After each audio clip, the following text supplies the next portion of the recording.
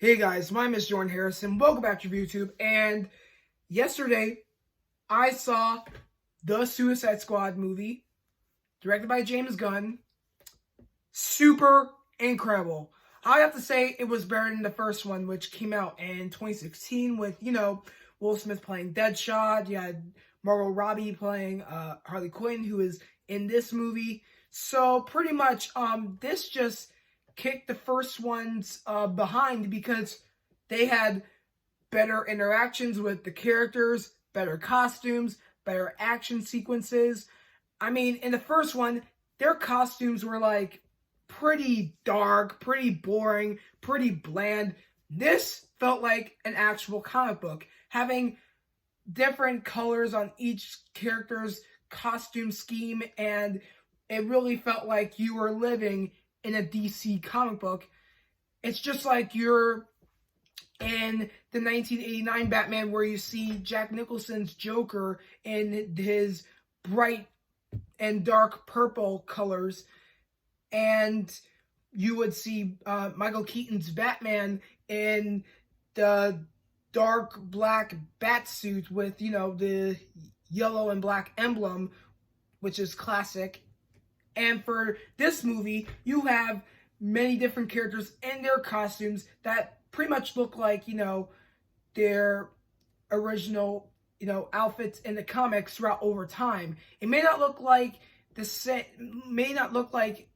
the original concept of it, but still, it's pretty amazing how you think of it. And mostly about the characters, their personalities were better than the first one. So, most importantly, I would just have to say each and every character I saw was super incredible with their interpretation in finding their way of becoming a superhero, because mostly they're villains who are in Task Force X, which is the Suicide Squad, and they are anti-heroes who are trying to act like superheroes, but pretty much they're pretty bad at it. I mean, really, each character is pretty boring. Each character has some funny moments. I mean, you have Idris Elba as Bloodsport. You have John Cena as Peacemaker. You have Harley Quinn, played by Margot Robbie. You have other characters involved like Rick Flag, Ratcatcher 2, Polka Dot Man, those characters.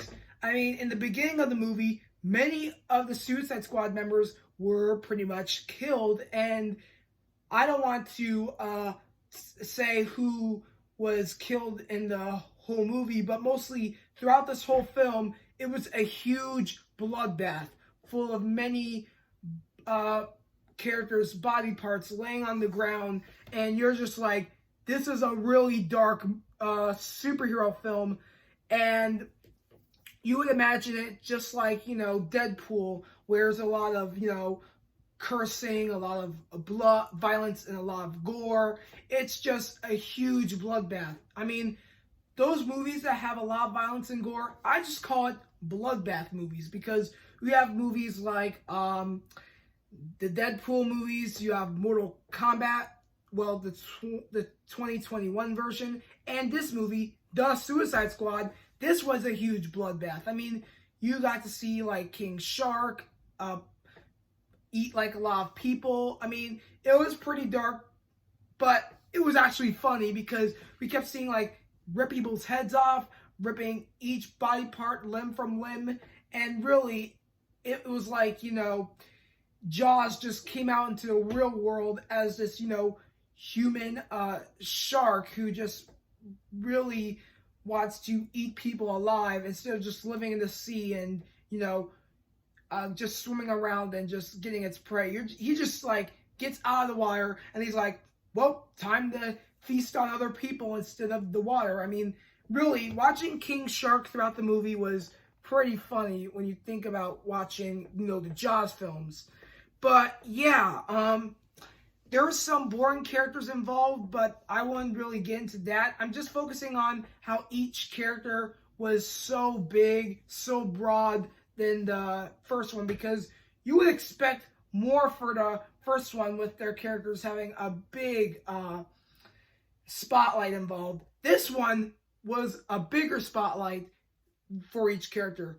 I mean, Idris Elba's character as Bloodsport, I mean, he was violent, but still he had a kind heart. Margot Robbie's character as Harley Quinn was always bubbly and rough at times, well, mostly all the time with her craziness. You have John Cena as Peacemaker, who's like this American super patriot who pretty much has a lot of blood on his hands, so pretty much don't mess with him or even make fun of his helmet, because if you do, he will pretty much take you down one by one. And Ratcatcher 2, she has a power to, you know, have many rats come after you. And for Polka Dot Man, one of the best things he does is throw polka dots, and pretty much it like melts through different objects. So I think that's a pretty good power. I mean, like I said, each character has amazing abilities than the first one. I mean, really, the first one, I mean, I said I liked the characters, but the thing was, the movie itself did not really level up my interest of it. I mean, seriously, for most people, you would just say, oh, I like the characters, but the movie just pretty sucks. I mean, that makes sense. I mean, that's for most people who just watch this movie just to, like, watch these characters come into play. But when you watch the whole scenes with them in there, with this bad, tasteless storyline, you start thinking, this movie is alright. The characters were fine, but the whole movie just pretty much sucked. I mean, that's for most people who watch DC films.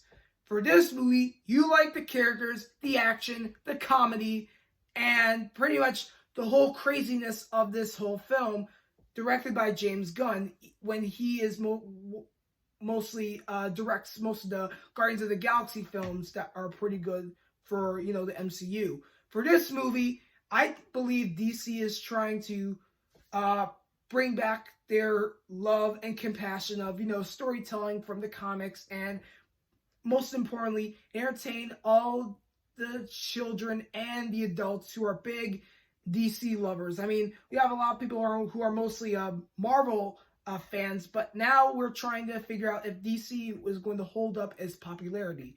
And I just think the Suicide Squad held DC's popularity very well. And yes, this is my review on the Suicide Squad.